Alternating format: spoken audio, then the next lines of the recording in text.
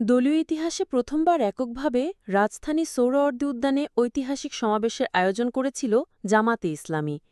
এই সমাবেশকে কেন্দ্র করে কয়েক হাজার বাস ভাড়া নেওয়ার পাশাপাশি রিজার্ভ করা হয় লঞ্চ, ট্রেনসহ বহু যানবাহন। ব্যানার ফেস্টুনে সজ্জিত করা হয় পুরো রাজধানী। এরপরই বিভিন্ন মহলে প্রশ্ন আসতে শুরু করে, এত বড় সমাবেশ করতে কত টাকা খরচ হয়েছিল জামাতে ইসলামীর। অবশেষে এবার জানা গেল জামায়াতের সমাবেশে প্রকৃত খরচের পরিমাণ। আরও জানাচ্ছেন শেখ ফরিদ। রাজধানীর সোহরাওয়ার্দী উদ্যানে গত ১৯ জুলাই সবচেয়ে বড় জাতীয় সমাবেশ করে বাংলাদেশ জামায়াতে ইসলামী।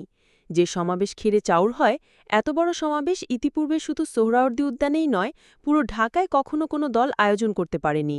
জামায়াতে ইসলামের এই সমাবেশকে কেন্দ্র করে কয়েক হাজার বাস ভাড়া নেওয়ার পাশাপাশি রিজার্ভ করা হয় লঞ্চ, ট্রেনসহ বহু যানবাহন। ব্যানার ফেস্টুনে সজ্জিত করা হয় পুরো ঢাকা।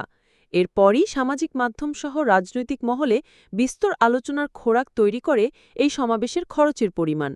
এমনকি সামাজিক মাধ্যমে দাবি করা হয়, জামায়াতে ইসলামের খরচের পরিমাণ ছাড়িয়েছে ১০০ থেকে ২০০ কোটি। বলতে শোনা যায়, বড় বড় ব্যবসায়ীরা আমাদের কাছে টাকার বস্তা নিয়ে এসেছে ৫ তারিখের পরে, যারা এতদিন কেউ আমাদের নাম সহ্য করতে পারত না, কেউ ওপেন প্লেসে গালিগালাজ করেছে, কেউ স্বৈরাচারকে সরাসরি সহযোগিতা করেছে, তারাও কেউ কেউ এসেছে, বিভিন্ন কায়দায় এসেছে।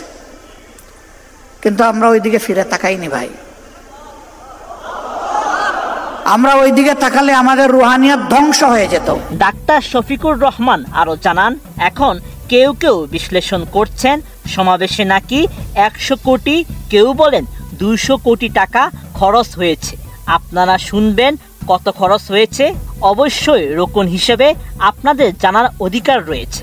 ধারণা ছিল ৩.৫ কোটির মধ্যে করতে পারবো, তবে এটি ৩.৫ কোটি পর্যন্ত পৌঁছাবে, এর বেশি নয়।